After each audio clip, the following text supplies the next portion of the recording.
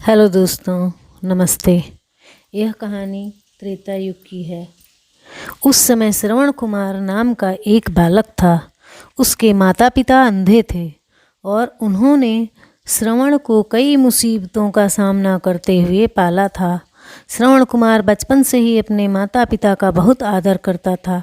जैसे जैसे श्रवण बड़ा होता गया, उसने घर की जिम्मेदारी अपने कंधों पर ले ली। वह रोजाना सुबह उठकर सबसे पहले अपने माता पिता को स्नान कराने के लिए तालाब से पानी भर कर लाता था। इसके बाद वह तुरंत जंगल की ओर लकड़ियाँ बीनने जाता। फिर लकड़ियाँ लाने के बाद श्रवण चूल्हा जलाकर माता पिता के लिए खाना बनाता था। श्रवण को इतनी मेहनत करते देख उसकी माँ हमेशा उसे टोकती थी।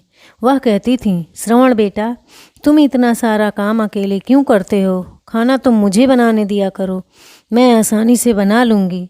इसके बदले तुम थोड़ा आराम कर लिया करो। माँ की इन बातों को सुनकर श्रवण कुमार कहता, नहीं माँ, मैं ये सारे काम आप लोगों के लिए ही तो करता हूँ।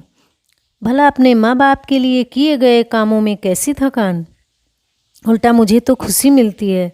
श्रवण कुमार की इन बातों को सुनकर उसकी माँ भावुक हो गईं।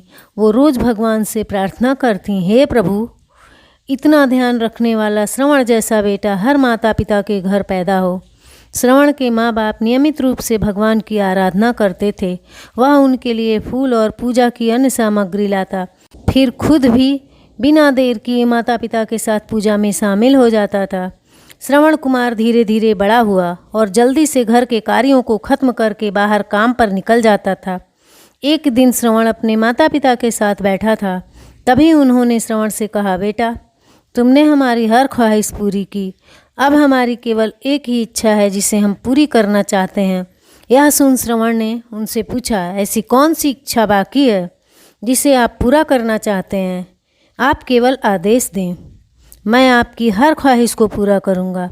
इस पर श्रवण के पिता ने कहा, बेटा, अब हम बूढ़े हो चुके हैं और हम चाहते हैं कि मरने से पहले तीर्थ यात्रा के लिए जाएं।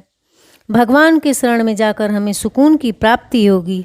अपने माँ बाप की बात सुनकर श्रवण कुमार सोचने लग गया कि वह उनकी इच्छा को कैसे पूरा करेगा। उस समय बस और ट्रेन की सुविधा नहीं थी, साथ ही उसके माता पिता देख भी नहीं सकते थे। ऐसे में उन्हें तीर्थ यात्रा कराना भला कैसे संभव हो पाता। तभी श्रवण को एक तरकीब सूझी। वह तुरंत बाहर गया और वहाँ से 2 बड़ी टोकरी लेकर आया। उसने उन दोनों टोकरियों को एक मजबूत डंडे से मोटी रस्सी के सहारे लटकाकर एक बड़ा सा तराजू बना लिया। फिर श्रवण कुमार ने उस तराजू में अपने माँ बाप को बारी बारी गोद में उठाकर बैठा दिया। उसके बाद तराजू को अपने कंधों पर लेकर उन्हें तीर्थ यात्रा पर लेकर निकल पड़ा। वह लगातार कुछ दिनों तक अपने माता पिता को एक के बाद एक सभी पवित्र स्थलों पर घुमाने लगा। इस दौरान श्रवण कुमार ने अपने माता पिता को प्रयाग से लेकर काशी तक के दर्शन कराए। माता पिता को घुमाते समय श्रवण कुमार उन्हें उन जगहों के बारे में भी बताते चलता, क्योंकि वह आँखों से उस दृश्य को नहीं देख सकते थे। अपने बेटे की मेहनत को देख उसके माता पिता बहुत खुश थे। उन्होंने एक दिन श्रवण से कहा, बेटा, हम देख नहीं सकते, लेकिन कभी भी हमें इस बात का दुख नहीं हुआ। तुम हमारे लिए हमारी आँख हो। तुमने हमें जिस तरह सारे पवित्र स्थानों की कथा सुनाकर उनके दर्शन कराएं, ऐसा लगता है जैसे कि हमने सच में प्रभु के दर्शन अपने आँखों से किया हो। अपनी माता पिता की बातें सुनकर श्रवण ने कहा, आप लोग ऐसी बात ना करें। बच्चों के लिए माता पिता कभी भी बोझ नहीं होते, यह तो बच्चों का धर्म होता है। एक दिन श्रवण कुमार आराम करने के लिए अयोध्या के पास अपने माता पिता के साथ रुका। तभी उसकी माँ ने पानी पीने की इच्छा जताई।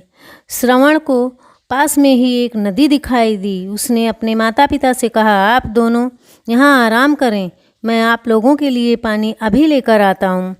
नदी के पास पहुँचकर श्रवण कुमार कमंडल में पानी भरने लगा। उसी जंगल में अयोध्या के राजा दशरथ भी शिकार के लिए पहुँचे थे। पानी में हलचल की आवाज़ सुनकर उन्हें लगा कि कोई जानवर पानी पीने आया है। उन्होंने बिना देखे केवल ध्वनि सुनकर ही अपना तीर चला दिया। दुर्भाग्य से वह सीधे श्रवण कुमार को लग गया। तीर लगते ही वह चीख पड़े। इसके बाद राजा दशरथ जब अपने शिकार को देखने पहुँचे तो वहाँ श्रवण था। वो तुरंत श्रवण कुमार के नज़दीक पहुँचे और कहा, मुझसे बहुत बड़ी भूल हो गई, मुझे माफ़ कर दीजिए। मुझे बिल्कुल नहीं पता था कि यहाँ कोई मानव होगा। मैं इस गलती का पश्चाताप करने के लिए क्या करूँ कि तुम मुझे माफ़ कर दो। तभी कराते हुए श्रवण कुमार ने कहा, यहाँ से थोड़ी ही दूर जंगल में मेरे माता पिता बैठे हैं, उन्हें काफ़ी प्यास लगी है। आप उन तक यह पानी पहुँचा दीजिए और मेरे बारे में उन्हें कुछ भी ना बताएं। इतना कहते कहते श्रवण कुमार की सांसें रुक गईं। श्रवण कुमार की मौत से राजा दशरथ सुन्न पड़ गए। किसी तरह वो श्रवण कुमार के बताए अनुसार जल लेकर उनके माता पिता के पास पहुँचे। श्रवण के माता पिता अपने बेटे की आहट को बखूबी पहचानते थे। जब राजा दशरथ उनके करीब पहुँचे तो उन्होंने आश्चर्य से पूछा, तुम कौन हो और हमारे श्रवण को क्या हुआ, वह क्यों नहीं आया? राजा दशरथ उनके सवालों का जवाब नहीं दे पाए। उन्होंने चुपचाप पानी उनकी तरफ बढ़ा दिया। तभी श्रवण की माँ ने चिंतित स्वर में जोर से कहा, तुम कौन हो और मेरा बेटा कहाँ है? ये बताते क्यों नहीं? श्रवण की माँ की चिंता देखकर राजा दशरथ ने कहा, माँ मुझे माफ़ कर दीजिए। शिकार करने के लिए मैंने जो तीर चलाया था वो सीधे आपके बेटे श्रवण को जा लगा। उसने मुझे आप लोगों के बारे में बताया, इसलिए मैं यहाँ पानी लेकर चला आया। इतना कहकर राजा दशरथ चुप हो गए। राजा दशरथ की बात सुनकर श्रवण की माँ जोर जोर से रोने लगीं। उन दोनों ने अपने बेटे की मौत के गम में राजा दशरथ के लाए हुए पानी को हाथ तक नहीं लगाया। श्रवण के पिता ने तभी राजा दशरथ को पुत्र वियोग का श्राप दे दिया। कुछ ही देर बाद श्रवण के माता पिता ने अपने प्राण त्याग दिए। बताया जाता है कि श्रवण कुमार के पिता के श्राप के परिणाम स्वरूप ही राजा दशरथ को अपने पुत्र राम से दूर रहना पड़ा था। राजा दशरथ के इस श्राप को पूरा करने के लिए ही भगवान राम को 14 वर्ष का वनवास हुआ, जिसका माध्यम दशरथ की पत्नी कैकेयी बनी। श्रवण के पिता की ही तरह राजा दशरथ भी अपने बेटे से दूरी को बर्दाश्त नहीं कर पाए और उन्होंने अपने प्राण त्याग दिए। हर बच्चे को अपने माता पिता की सेवा श्रवण कुमार की तरह ही निस्वार्थ भाव से करनी चाहिए। यही उनका सबसे बड़ा कर्तव्य है। धन्यवाद।